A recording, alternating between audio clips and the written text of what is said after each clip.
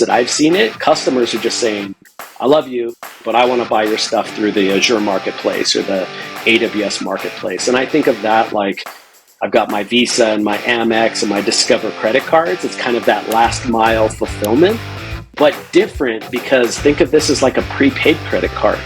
I actually have money prepaid on this credit card and I want to buy your stuff. And the only way I can use that consumption is by buying more cloud services from the vendors directly or buying ISV solutions through the marketplace. Today, we're excited to welcome a true thought leader in the cloud service provider space, especially with AWS, Mr. AWS himself, Mr. Mike Musselman. Mike's journey started as an SE at NetIQ, Avexa, and Fuse before transitioning to channel sales. At Lacework as employee number 68, he made waves by growing the AWS marketplace from 0 to 4 million in the first year, achieving 700% growth the next year, and sustaining 200 to 300% growth in the third. Mike is now leading the entire partner program at Astronomer, a dynamic playbook-driven company. This is his playbook. This episode is brought to you by Pipeline Generation AI, an account-based intelligence platform that drives high-quality engagement with your top target accounts. Welcome to Hunted and Unicorns. I'm Simon Kutis, and I'm joined by my co-host, Ollie Kune. Welcome back to the show, everyone. And it's an absolute pleasure to be joined by Mr. Mike Musselman. Mike, welcome to the show. Thank you for having me. Super excited. I think this is round 3. Love it. And I think we're almost 2 years to the day since we last recorded with you. So, pleasure to have you back, mate. It's been a few years since we've had you on the show. And as part of this very special, dedicated, channel-focused series, it was inevitable that we would welcome back Mr. AWS. Now, over the last few years, your relationship with the cloud service providers has really gone from strength to strength, and you've really been a trailblazer in this domain.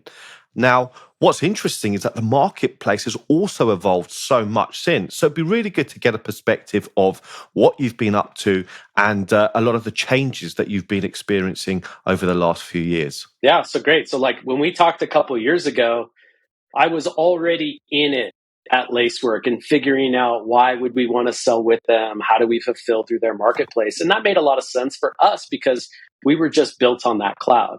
So the first guidance is like start with whichever cloud service provider or hyperscale, whatever you want to call them, where your software is actually built.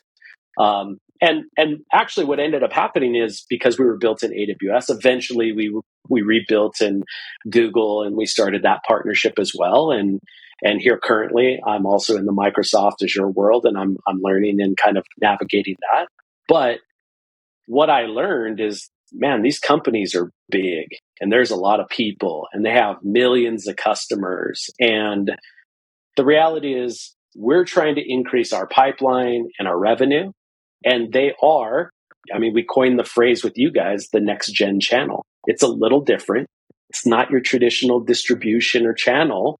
But there's parts of their business where you're built on them. So you've got your consumption, you're co-selling with them. They're really good at helping you take qualified pipeline and moving it from, step 1 to step 2 or step 2 to step 3. And then the fulfillment side is marketplaces. And I've talked about this with you guys that, now fast forward in the 4 or 5 years that I've seen it, customers are just saying, I love you, but I want to buy your stuff through the Azure marketplace or the AWS marketplace. And I think of that like I've got my Visa and my Amex and my Discover credit cards. It's kind of that last mile fulfillment, but different because think of this as like a prepaid credit card. I actually have money prepaid on this credit card and I want to buy your stuff. And the only way I can use that consumption is by buying more cloud services from the vendors directly or buying ISV solutions through the marketplace. So I think all of these dynamics, and now I've seen them at scale. I've seen what dramatic effect they've had to our own business and how we kind of partnered with AWS and Google. And I also saw how it started to influence and change our channel, our partner strategy, and our partner selection criteria. And the customer still wants to buy through the marketplace. So how do we keep our VARs or our SI partners still incorporated into that? And it's evolved.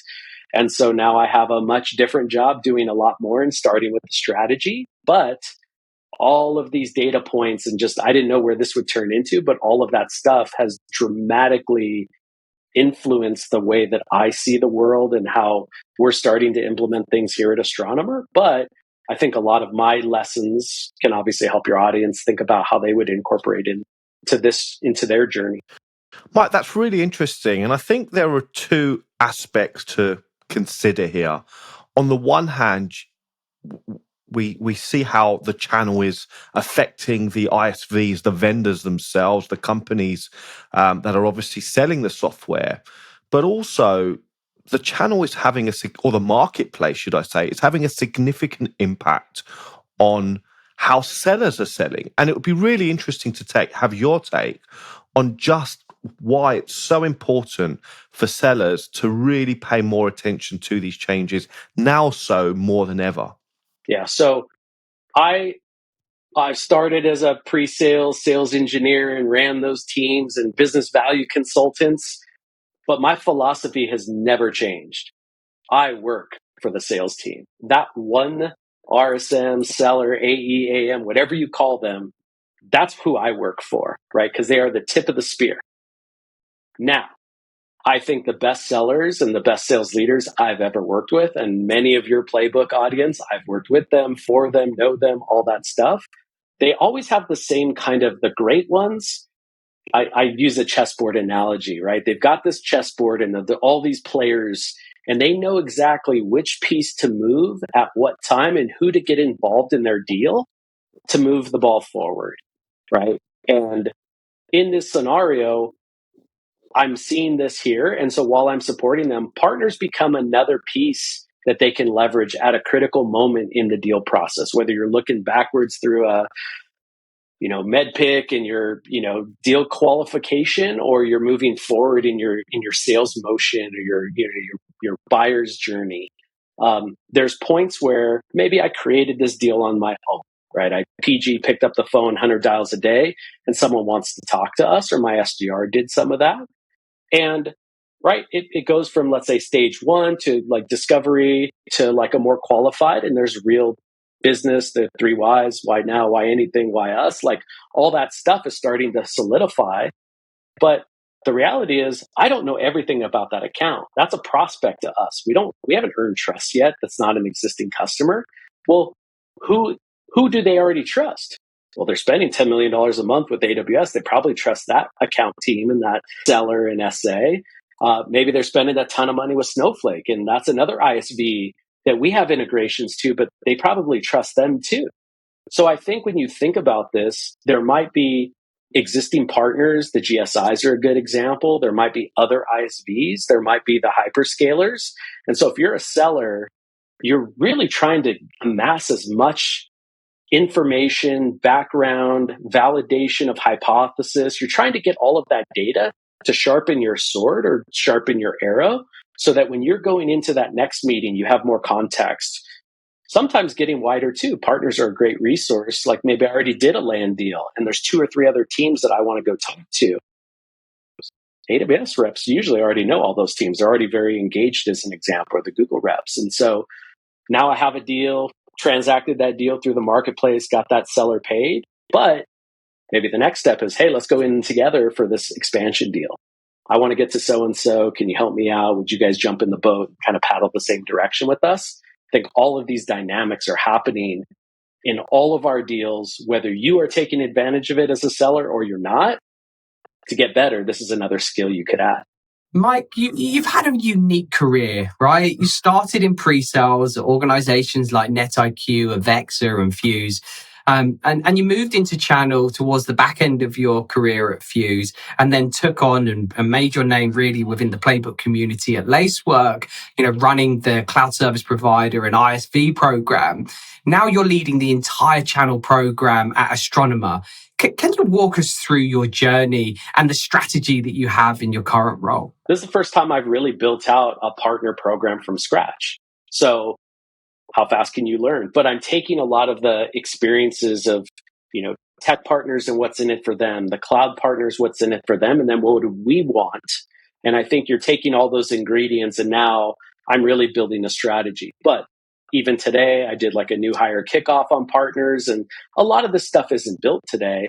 But I'm telling the sales team that are coming into my org, like, I work for you. Like, I need you guys to tell me what's slowing your deals down. Who do you know? Did you come from another company where you had really strong partners and you think that that partner is going to add value to our business? And I'll create kind of our relationships around that. And I've been using the word partnerships more than channel or alliances, only because I equate the word partnerships also with like friendships. And I do believe these are business friendships. And I do believe that a lot of what we could and should do is find the right partners, the right friendships, the right best friends in these, in our account base, in our ICP, with that. And we're going to get a lot of that insight in, but we're starting here. We already started before I started with the cloud service providers because our technology interacts with a lot of other cloud services. We are built in all three hyperscalers, AWS, Google, and Azure. We're already in all three marketplaces and we're transacting deals that way. So now it's like, what else can we do on the top to get our sellers closer to their sellers? When we look for net new partners, one of the selection criteria that's important to us is, how aligned is this partner to transacting in the AWS or Google marketplace? How aligned is this partner to, to co-selling? Are they okay that if we're talking with AWS and them in an opportunity, there isn't friction? They understand why this is better for everyone. And I think a lot of that we tested at Lacework, and I saw the power of it at Lacework, especially as we went into new markets in Europe and APAC, where we literally drop a new boots on the ground. And we would actually use our relationship with AWS to help accelerate meeting partners, signing up new partners, creating pipeline, doing joint marketing events. And so I do believe, like, depending on your business or where you at, but if you're starting this, I think that's that's the strategy that we're taking here for sure. Mike, it's certainly a unique approach, and you come from a unconventional background in the sense that most sellers that work within the cloud service providers start within more of a conventional cloud channel role and then make the transition across. Whereas you've done it the other way around. You started in the cloud service providers and now are responsible for a wider channel strategy and execution. Now, with that very unique perspective, how do you see the market changing and evolving over the next 5 years? Be really interested to hear your take on that. You're seeing the evolution that your traditional brick and mortar company that manufactures, some of my favorite companies manufacture socks, manufacture something that I like. Man, they've got a huge e-commerce presence now. They're basically a software company, right? Or your traditional gaming companies or, real money game, like they're full software companies. So the evolution to every business turning into a technology or a software business, it's been happening and it's not stopping and it's not slowing down. While budgets are changing and tightening, the cloud budgets and the cloud spend is still gone up year over year, all three clouds. Marketplace is growing at like 84%. It's a multi-billion-dollar business. So like, it's not going anywhere. And this is like my answer to that is I can't control any of these variables, the market, where people are building stuff, why they're building stuff, where they're migrating to and why, but it's happening. It's been happening for the last decade and it's going to keep happening for the next decade. So that being said, like if I want to maximize our company's outcomes and opportunities, it's kind of like we have to align to that momentum and that growth. And it is true. Like I do see a lot of my peers, a lot of the awesome channel leaders that I've learned from and worked for in the past. They came from sales or they came from, traditional channel, or they were at an SI channel partner and they came into the software company to run it. So their view of the world is just different. It's based on their own experiences. And that still applies to many businesses. I talk to a lot of peers that have distribution channels and all kinds of things, but look at the big disty channels. They're now all starting to open up and work with, AWS or the marketplaces. Look at the big traditional top 5 software companies in the world. They're now SaaSifying and putting their services into AWS and Azure.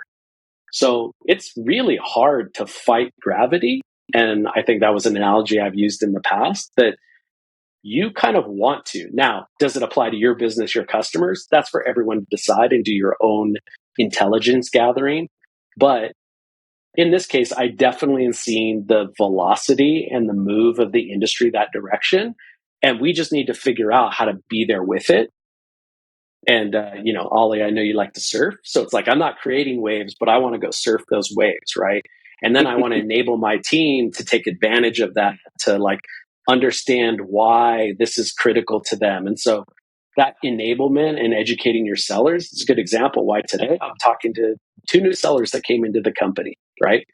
It's like, hey, here's how this thing helps you, and here's what we can do. And you don't even have pipeline yet, but when you do, here's how we're going to help you. And it's just like a constant iteration. But I am finding that this approach, whether you're a big company and you're making this migration yourself and you're starting to accept on the marketplace and starting to co-sell, I don't know many companies that aren't doing this today, but I'm seeing more evidence that smaller startups are starting to bring this into their company really early. I was employee 68 at Lacework. I'm 200 and something here, but it's still a small company, and we're investing and bringing this into the dynamics of the company and transacting and working with finance and, our sales leaders really early. And I think it's much, if I had to build a strategy for a company, it's much easier to do when you're smaller.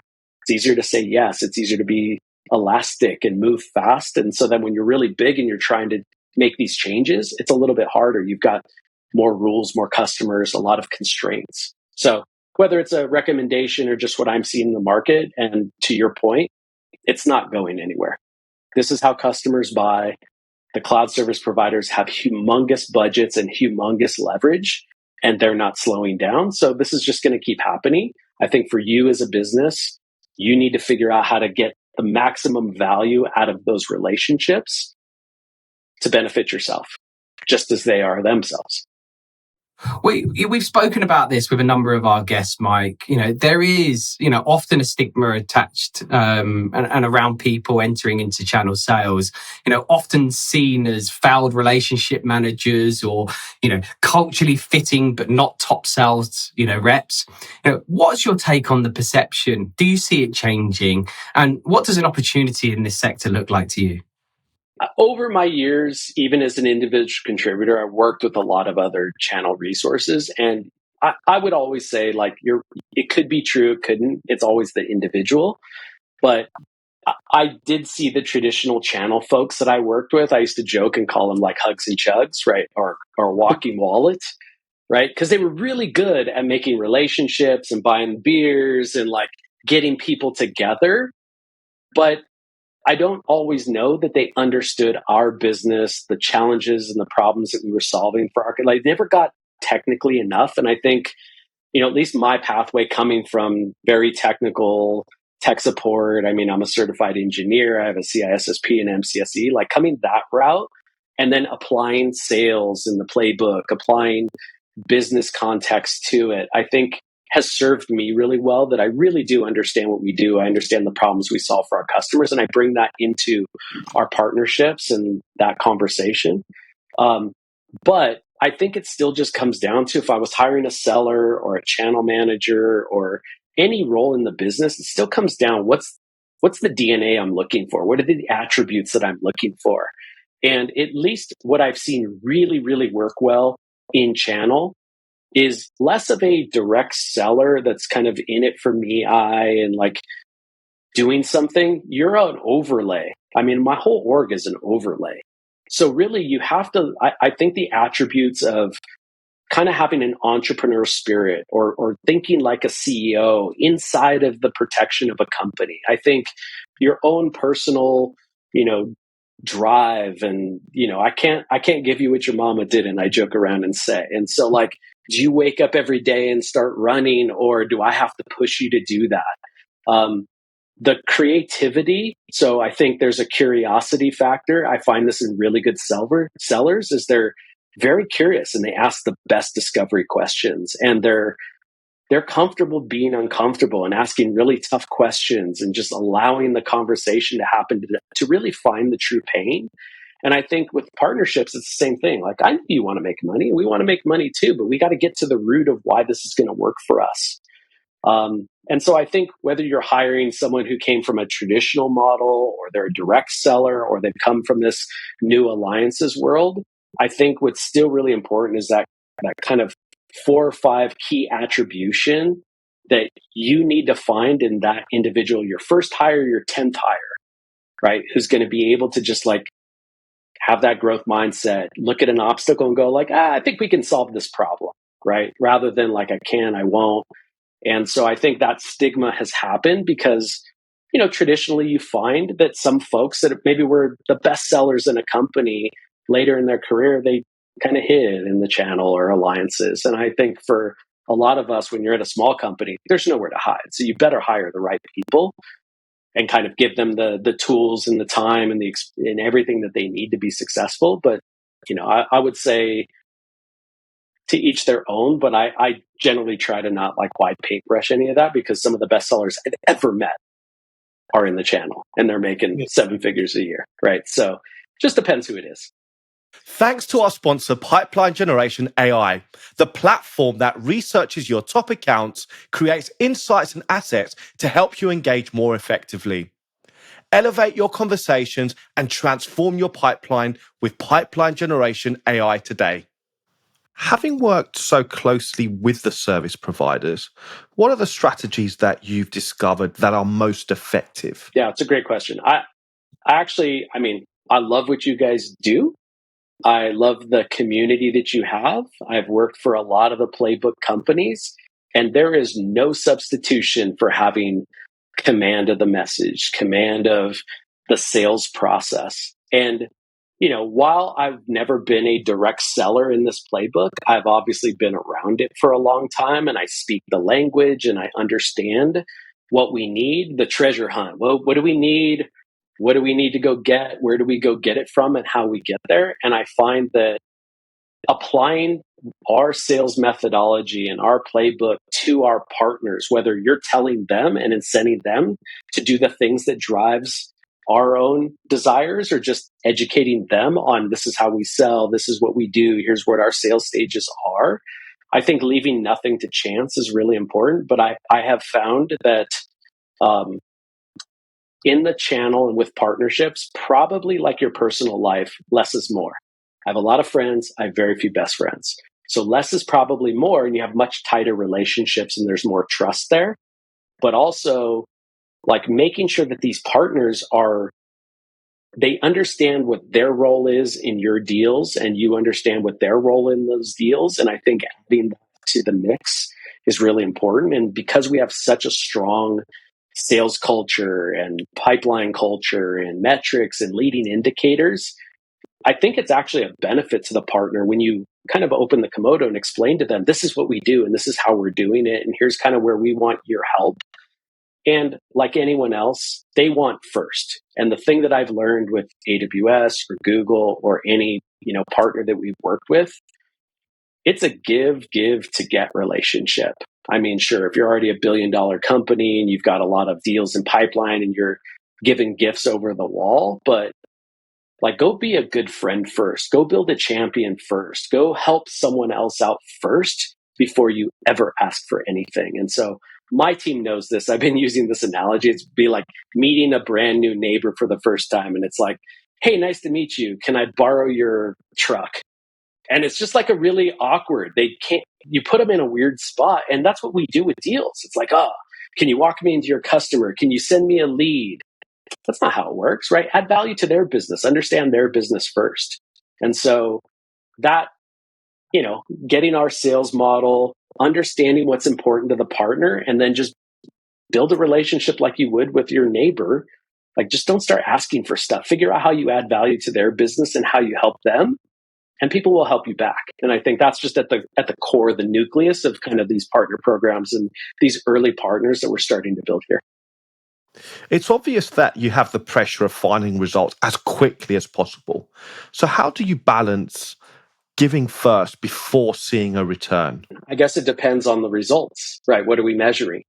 So, in my opinion, and I've used the analogy of planting an apple seed in my backyard and then saying, I need an apple in 6 months. Like, trees don't grow that fast. Apples don't develop that fast. I got news for you. Like, if that's what you want, go to the store and buy an apple, right? The other thing, like if I pull the analogy further, the other part of it is like, well, that apple tree is going to take maybe 3 years to produce a harvest. The reality is maybe if I have the right, nurturing process, the right water, the right fertilizers, maybe I push it into 2 years versus 3 years. But the other thing is like, go tell me how many bushels of apples you're going to get in the third year. Don't know, right? Because the apple tree may die. It may produce a lot. It may produce very little. And so I think that analogy applies to partners. Like if you need pipeline and revenue today, you're starting. Usually the channel's not the best place to do it. Go hire a direct seller. Go hire an SDR or BDR. Or just go hire PG driving, loving sellers, right? But at some point, you're not going to just add your 1/10, 1,500, 200 sellers. You need to start really now consider, well, how am I going to grow my revenue without the normal model of one seller, ramp time, ATM pumping out 20s every month, right? Now I need leverage. So you start to look for all these other routes to market that may make your pipeline move faster or create new pipeline for you. And so, in our business, there's a lot of SIs that know our open source platform, know our commercial platform. Well, we don't have a massive services team, and to make the customer successful, we're going to run out of people that can turn wrenches. So we need delivery partners to help us and to partner with them and say like, okay, we're closing the deal, but I need you to help make the customer successful, right? We don't have a lot of resellers in our world yet, but that'll come, right, with more business and when we find the right partners to maybe use their paper, or the customer already buys all their data products through this company and they want us to fold into that, we'll make that decision too. I think OEMs are really interesting, or white labels, where, I actually need a net new distribution model, someone who's going to take our awesome product and go sell it on their own behalf. And I think those channels exist. I think I mentioned like a Snowflake or Databricks or Mongo, these great companies. Well, they're partners of ours, but also their sellers are trying to do something. So in our world, in Astronomer, we're a data orchestration product, but we push and pull a lot of data into those data platforms. So this is interesting for them. Like I can show, hey, our technology is driving 30% of your monthly bill. That's probably pretty interesting to you. You probably want to work with us. Let's go find more together. Or where can I help you in another account that's not using our technology today? So you have that whole tech alliance and then integrations that fuel tech alliance. And then I think the other route is just your cloud routes, where over time I have seen where they start to pattern you. They're like, oh, you look like this, and this is how you help this customer. And I have another customer that looks like that customer, and I want to introduce you to them.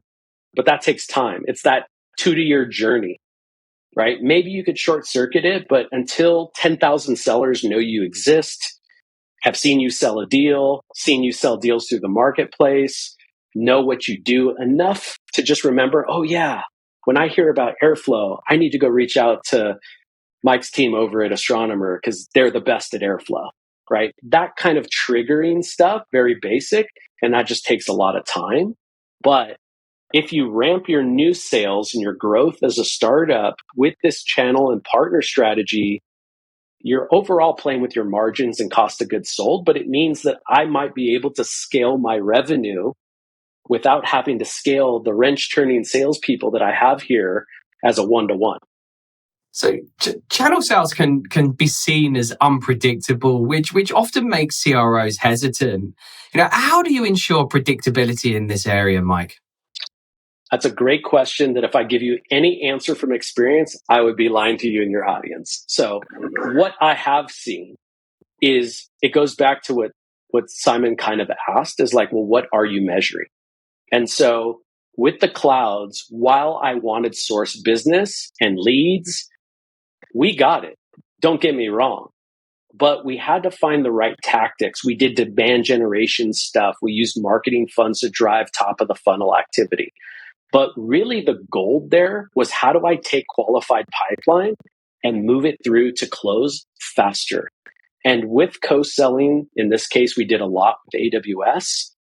We could actually see that our deals moved faster. Transacting in the marketplace, our deals were bigger. And so I could call it like influence, which most CROs and CEOs don't like that word, and most CFOs don't either, because it's hard. But once you see it and you're doing it, you can actually see, we engaged AWS on this deal and we didn't on this deal. This deal closed, this one didn't.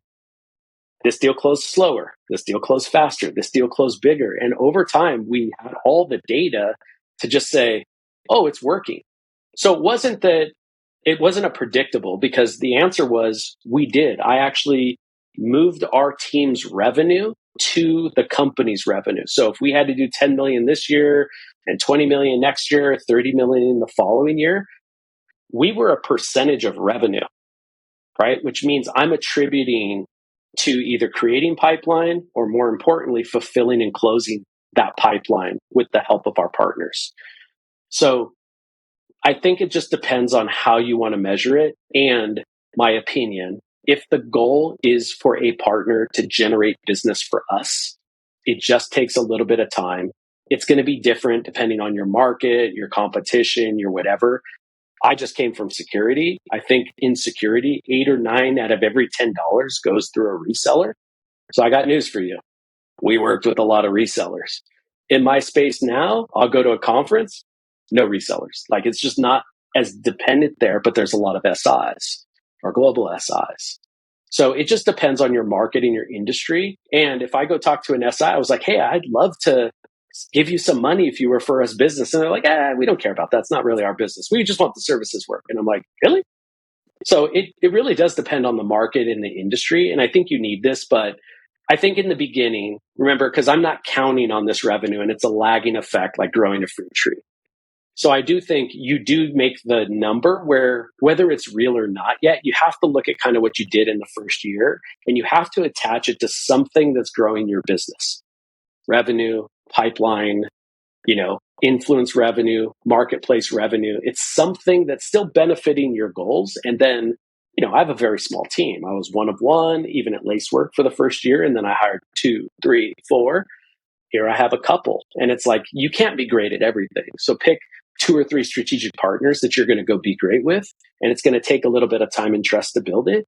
But still, make sure our channel numbers, which I'm defining now, map to the company's goals and map to my boss's goals, so that we are attributing it. And so I worked backwards, which is like, there's like 5 things you can have. Do you want me to help create marketing and branding and buzz? Do you want me to create pipeline? Do you want me to create, faster conversion rates to that? Do you want me to create, so there's like a handful of things that you can want. And then based on what the business wants or what the revenue team or the CEO wants, then you reorient your team and your resources around that objective. And while you're still building the partnership for goodwill, which is a long tail, takes time, you're still making sure that, like, I'm being measured on this and I need to go, even if it's unnatural, let's find natural ways to create pipeline. Let's find natural partnerships where there's a win-win together. And I think it's a long answer to your question, but it really depends. But these are all the things that go on our team and our conversations every day to figure out what we're going to do next and why. So what about the leading indicators, Mike? What are you tracking there? The cloud, like if I'm taking the cloud angle or a partner angle, it's pretty much, you're looking at deal regs, you're looking at what's coming in, and then you're looking at conversions. Now, if you go back to our team, you're looking at maybe how many co-sell things are we doing? We get a lot of gifts from the cloud providers themselves, right? We spend a lot of money, but we get gifts, rebates, credits, marketing funds. How are we using those to go generate pipeline and new leads? How are we using those to accelerate a deal that maybe was supposed to close last month, but we closed it this month by pulling it forward and timing because we were able to drop resources into that deal to close it on our time? So I think everything's coming out of your CRM. and I think you're tagging everything. But what I'm looking for, and we're not even there yet, but I already kind of thinking 2-3 steps ahead, is I'm looking for where are we touching deals, where are we creating pipeline, which is really co-working with marketing and my CMO, right, to generate demand. Where am I getting gifts like tens, hundreds of thousands of dollars of marketing funds, which means now I'm actually capable of running more demand generation campaigns. Sometimes there's money for resources that you're using to drive campaigns, drive people. There's a lot of leverage there. But the short answer is you're looking at, leads, either MQLs or PQLs, I call them, partner qualified leads. You're looking at, anything inbound opportunities, deal registrations, whatever you call them in your language. You're then looking at your team as to what are we doing? What are the activities and the themes and the tactics that we're running, the sales plays or whatever that's generating this stuff at the top of the funnel. And then I believe the co-sell and the marketplace excellence stuff is around still looking at what's your impact of moving deals through the pipeline to closure. And then that also is the currency that you have with the clouds or with your partner, because they see that revenue, they capture that revenue. And then obviously, if you want them to bring more, they have to trust you down here and see evidence that you actually are a good product, solve your customers' problems, and, just you're trusted. Mike, you've built a whole playbook around the interaction, around the co-sell motion within the cloud service providers, which you call the 5 Cs. Please, could you give us and the audience an insight into exactly what this is? So it probably could apply to any partnership, but it's traditional for the hyperscalers and the cloud service providers to look at you. Remember, I said part is understanding what's important to them and how they're looking at you. So I'll pick on AWS because that's really where I grabbed the first 3 Cs: co-sell, co-build, and co-market. Those 3 Cs are, if you want to be a good partner with them, they are evaluating you in these 3 lenses against all of your peers. So at Astronomer, we're new and we're small, but they are comparing me to Snowflake, the top of their list, right? And they're looking at how you're improving year over year, how you're investing in the partnership that's investing in them. What's the return on investment when they give you stuff and access to programs? How's that doing? So co-sell is what we've been talking about a lot. Co-market is what I was just talking about, is like, how do we market together? And you imagine we do a lot of webinars, we grab AWS speakers. That also brings echo chamber, right? We're talking about them and how great their services are. We're built on AWS. It's awesome. The third one around co-build, that's really hard. But the first co-building block, marketplace. You actually have to do development. There's some software that helps make it faster, and the clouds have made it easier. But you actually have to build your billing or your deal flow into a transaction model and all the ops and finance and rev rec. It's a big process. Just like if I was a cash only business and I wanted to take credit cards, oh, sounds easy. Oh, I need a terminal, merchant ID, bank account. Like, it's a little bit more complicated. My books may change. So the 4th C is consumption, and that is how much I spend with the cloud. And I just say, the more I spend, the more they like me. Newsflash. But there's also another angle of consumption that's called drag. And that's when we use our technology. I use Snowflake as an example, but it could have been AWS Redshift or Google BigQuery, right? We move a lot of data into those platforms. So guess what?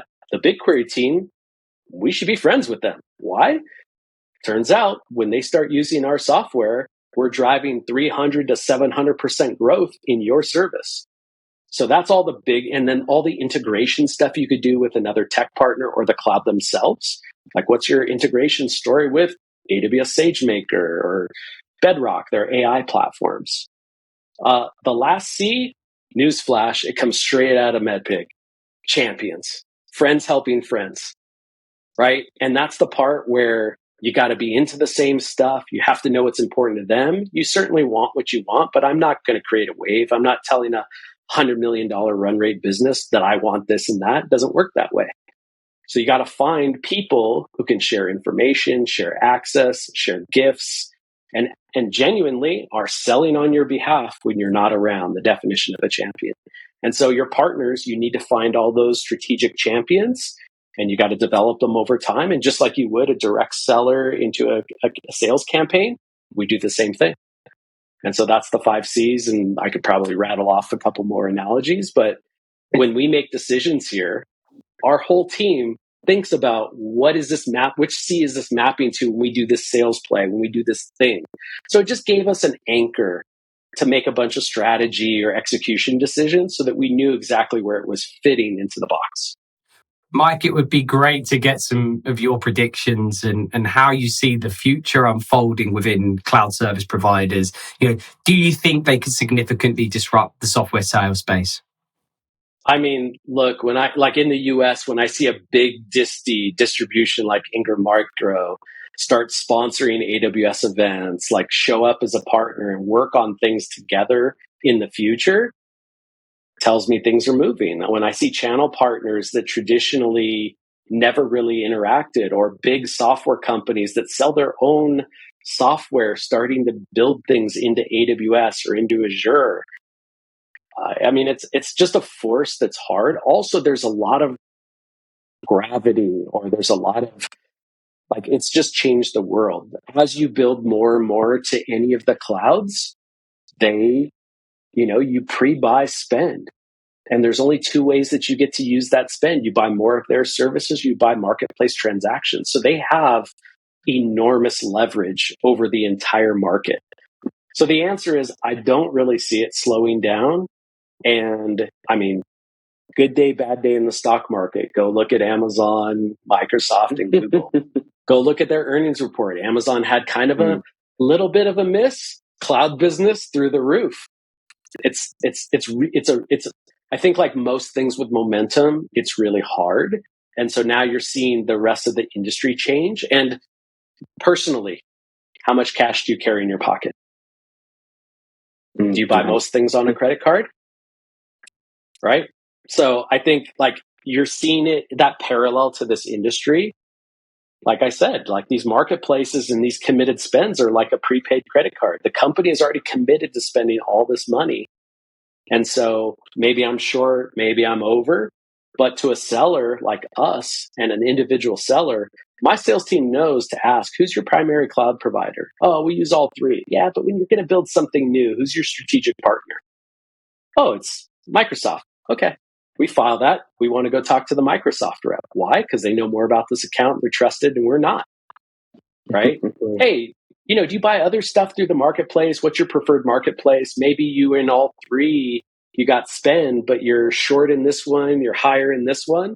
Awesome. We sell through all 3. You can navigate a deal and you can figure out which makes sense. Oh, by the way, we got a promotion with this one right now. So if you buy ours through AWS, you get 5% back or 2% back. And that may sweeten the deal, control timing. So I think this stuff gets really nuanced, but I don't see the momentum changing because the flywheels are already spinning and the commitments are already there. And it's very different. Even if I was a big SI or a big VAR and you did all your security spend through me, I actually don't own the spend, right? I don't have any commitments. They do. It's just a very different angle. So that's why, I love the fact that we called this kind of the next generation channel. And I'm not saying abandon your other strategy or other partners, but just you have to think about how these hyperscalers are affecting your customer, the market, your future customers. And you have to figure out how to make these worlds come together because your customers are going to tell you, I want to buy this way, go figure it out. And you're like, yeah, I want money, so we'll go figure it out. And there's a lot of flexibility in billing. I was explaining this to a seller earlier today. Like we want, 1-year annual contract paid up front or a 3-year annual contract paid annually. But for a small company, giving us $120,000 up front is a lot of money. But saying, hey, through the marketplace, we can give you $10K a month for the next 12 months. Is that better? Will you sign today? And that helps too. So there's a lot of flexibility and things that you can do that you bring back into your sales tactics And like I said, our sales leaders are kind of the hunters and the tip of the spear. I see me and my team as kind of a utility belt, right? It's like, hey, for this, for this job, I need a screwdriver. For this job, I need a hammer. And so we're trying to enable them with what's the right partner, what's the right tactic, what's the right thing, so that when you're in that moment and you need to get a deal done, do you have what you need? Can you reach out to our team and we can find a creative way to just go get that deal done together? Look, you've started to already share on some of your trade secrets, but what other tips could you offer direct sellers, especially those who aren't interacting with with teams like yours? Yeah, I think all things start with a level set of expectations, right? And so I have enough experience to know what's reality versus what's not. But I usually want to catch a seller where they are, or anyone for that matter. So today we had a brand new seller, was doing my new hire training. He spent the last 7 years at Mongo, right? Another playbook company. Oh, Mongo's got a great relationship with the cloud. Like, did you work with a lot of those sellers when you were, so like I need to figure out if we're going to have a, primary school conversation or are we going to have a PhD conversation, right? So you got to catch them where they are. And, simple, like, do you have existing accounts? Actually, I do. I have a couple existing customers. Awesome. Let's go introduce you to the seller at the cloud on those accounts, because we're not actually asking for anything. We're just starting to build a friendship, and you can start to bring them into your strategic plan growing this account. When's their renewal? Oh, great. It's 4 months from now. Great. We got a lot of time, right? So now we don't need to push, like that analogy of the neighbor and asking to borrow their truck. We don't need to ask for anything now. We just need to let them know we're in the account. Here's who we're talking to. Here's what we're doing, all of that. I think that's important for a seller. If I'm a new seller in a company, go find the Michael Musselman in the company or the team in the company. Go figure out who knows these angles and these partners, and go put one-on-one time on them, and just wherever you are on that journey, just they'll meet you there and give you some tips to get you from step 1 to step 2, right? A lot of our sellers, if they're brand new territory, zero pipeline, don't waste your time here. There's nothing here. You got to go find dollars. But actually, it turns out like maybe this account is in this vertical. Maybe it's a financial company. Man, we have like 6 other financial customers. I wonder if that same seller at our partner or at the cloud covers the same account, but I guarantee their district manager, their territory manager does. And we already have good relationships there. So maybe there is a way. They're probably not going to walk you into this account, but they can help you sharpen your sword when you're out there PGing, calling. Maybe they'll tell you, talk to that person, not that person, right? All that information just helps you be a better seller, helps you PG better, pipeline generate, helps you, helps you just take a meeting and move, just get a little bit better. And that's what I would say, like where I meet people and where I've tried to help them. And it's my favorite type of coaching or enablement. If I'm just showing PowerPoint and talking at people, no fun. Way more fun when it's kind of like in the moment, in the game, or like navigating. And what you find is you do this with a seller, and then with 2 sellers, and then with 4 sellers. And then the original sellers are like telling the new sellers, go work with that team. They really helped me. And, then they don't need your help anymore, right? They needed your help in the beginning, and then they've learned to fish and they don't really need a lot of your help. And then they start to influence the other parts of the team. And that was a tactic. So you asked for a trick. That was one of the things I did early on at Lacework. I figured out who are our top sellers, and I spent a lot of individual time on them, making sure I helped them close deals, aligned with AWS, transacted in the marketplace. And then when I would get on bigger calls with the rest of the sales team, I wasn't talking anymore. I would say like, hey, how was that for you? How did that help close your deal? And I would put them up on a pedestal, and they were also the top sellers. So every other seller in the company was looking to be them. And then they were saying, Mike's team's great. Oh my gosh, I couldn't have done this without their help. And that's where the selling comes from, right? This is the point where we reflect on what's been a truly insightful session.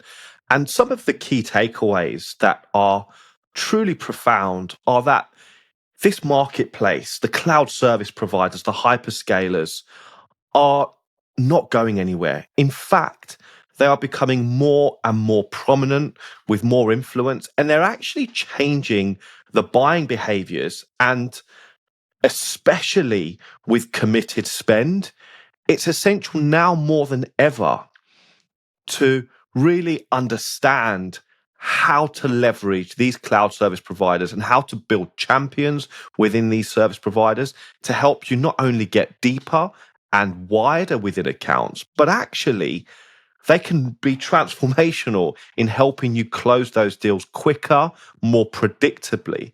And another thing that's really important here is that Mike's role in his organization, in Astronomer, is to work for the sellers. And so if you are a seller and you're thinking about how to penetrate your accounts quicker, more predictably, seek out the Mike Musselman within your organization and find out how you can build relationships. And it's more important now than ever to really ensure that understanding this ecosystem is an important part of your day-to-day, more so than ever. I want to say a big thank you to Mike for joining us on the show. It's always a pleasure. And it's been fantastic having you on the show. The last thing that I didn't mention is it's a team sport.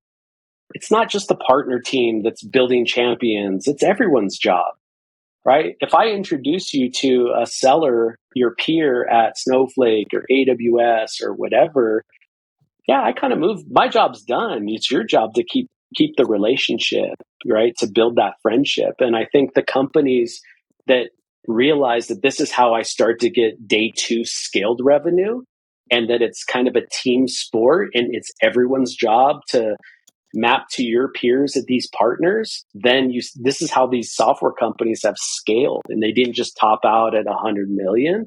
No, they just blew past that and kept growing and growing. And that's really where the partner org should add leverage to your go-to-market sales motion.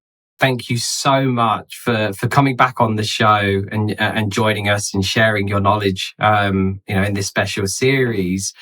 We appreciate your insights and look, wish you the very, very best of luck in your new role, and very much looking forward to hearing more about your journey in this new role at Astronomer in the coming years. There we go. Love it. No, I appreciate you guys and all the work you do. And, even when I'm not on the show, I'm listening to all your guests and I'm learning. So keep up the great work. So to all our listeners, thank you so much for tuning in. If you've enjoyed the show, please do subscribe to our various channels, iTunes, Spotify, and YouTube. All the links are in the description below. And we look forward to welcoming you back to another session very soon. Take care.